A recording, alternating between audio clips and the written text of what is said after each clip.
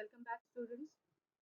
So today we will be discussing isolation of potassium solubilizing and mobilizing bacteria or microbes. Okay, so you may have this in your practicals, or if you are working on a project like biofertilizers, then this is the video for you. Okay, so if you have this for your practicals, then you may be wondering about the viva questions that are asked frequently. Okay, so there are some viva questions at the end of this video, so do watch this video till the end.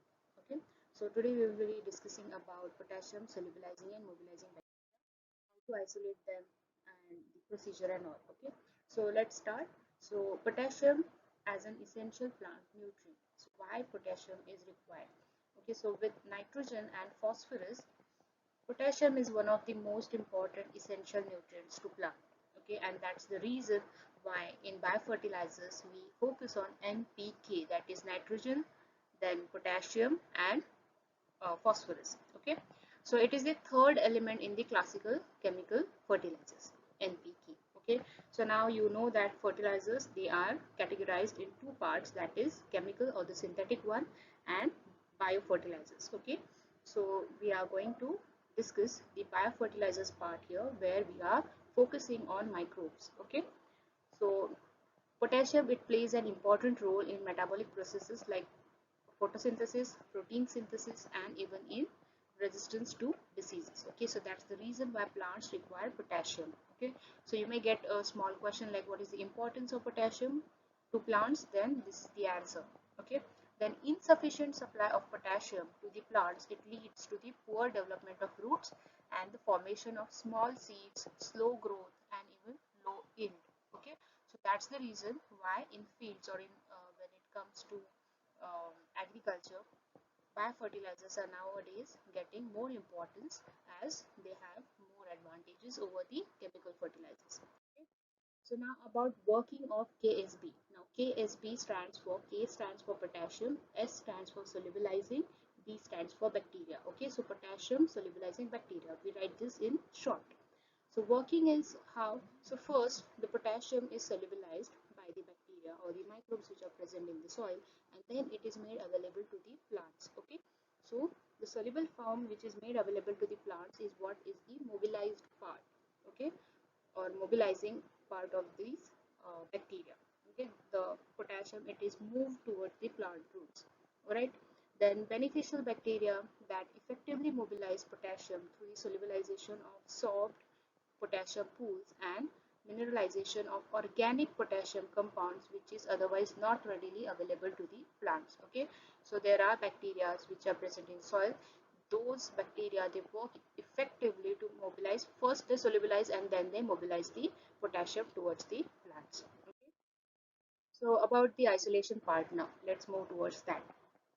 So media used. So Alexandro media is readily available or commercially available dehydrated media.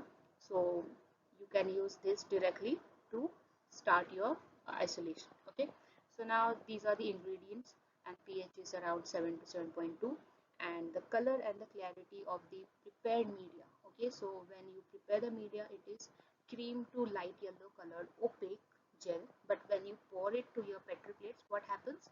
White precipitate forms, and this is how your media looks. Okay, so this actually gives you advantage, as when potassium is solubilized, you get to see a clear zone. Okay, and that indicates that yes, this is the potassium solubilizing bacteria. Okay, or you get a positive result directly, right?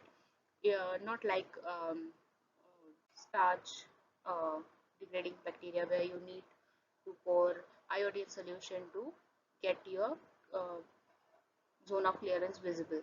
Okay, so here directly you get to see or get to observe the zone of clearance, and you can get your culture isolated. Okay, so this is the media that is used. Then about the principle and interpretation. So soil potassium supplements relies heavily on the use of chemical fertilizers, okay, which has a considerable negative impact on the environment. We know that. So now we are moving towards biofertilizers, where potassium solubilizing bacteria is one of the biofertilizers which is applied to the fields. It converts insoluble potassium in the soil into a form that plants can access. Okay, so wide range of bacteria, namely Pseudomonas, Burkholderia, Acidothiobasilus peroxidans, then Bacillus mucilaginosus, then Bacillus edaficus, then Bacillus circulans, and Penibacillus species. Okay, so these are the examples which you can remember, and they had been reported to release potassium in accessible form from potassium bearing minerals in the soil. Okay, so these bacteria, they have the um, ability, or they have the capacity to solubilize and mobilize potassium.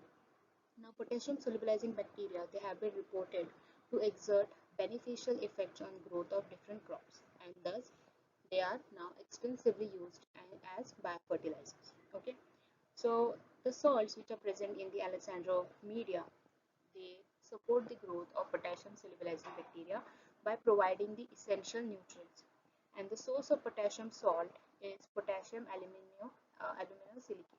Okay, so this is about the media. Now you can change the source of potassium. Okay, you can add different sources of potassium and see how your culture um, adapts to it, or it reacts to that particular source, whether it is able to um, solubilize that particular potassium source or not. Okay, so those are the modifications that you can do. Even I will mention that in later slide. Now, potassium solubilizing bacteria will grow on this media, and it will form a clear zone if it is able to solubilize the potassium. Okay, and due to the potassium solubilization in the vicinity, you will see a clear zone around the colony. That's the interpretation. Now, how to proceed? So, type of specimen, let's say you have a soil sample. So you can get a farm soil sample or a garden soil sample, that depends on you. Okay, then serial dilution has to be performed, and inoculation has to be done by using spread plate technique. So last three dilutions, generally we use last three dilutions for spread plate technique, or you can perform pour plate, that depends on your choice or availability or your priority. Then culture characteristics have to be noted after 24 to 48 hours, and you have to incubate your plates at 35 to 37 degrees Celsius. Okay, so for colony characteristics, you have to report or note those colony characteristics within 2 days, that is within 48 hours. And for getting positive results, you have to further incubate your plates for around 7 days, okay, to see or to get a zone of clearance. Okay, so 1 gram of soil is dissolved in 10 ml of distilled water. Then you perform serial dilutions, use last three dilutions for plating. You can do spread plate or pour plate. Then this is your Alexandrov plate. You inoculate by doing spread plate technique. Then you incubate. Okay, so within first 24 hours, you have to note your colony characteristics, and then further you um, keep your plates for 7 days to get the zone of clearance. Now, this is how you will observe your plate. So this is the isolate or the culture, this is the colony, and around that colony you will see a zone of clearance. So that is the positive result for solubilization. Okay, so now what you will do, you will subculture those isolates which show a zone of clearance, and then you proceed for identification. Then such isolates further, they are used for biofertilizer formulation after performing lab scale experiments. Okay, so even you can perform small lab scale experiments to see what are the results after inoculating the liquid formulation or the powder formulation of your potassium solubilizing or mobilizing bacteria. Okay, and then you can uh, use that particular isolate for formulation of your product. Now the culture which is able to solubilize potassium will also work as potassium mobilizer. How?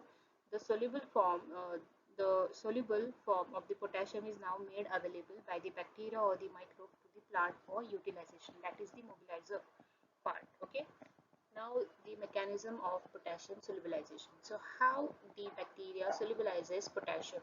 So first is by lowering the pH. Okay, by organic acid production, the pH is lowered and the potassium is solubilized.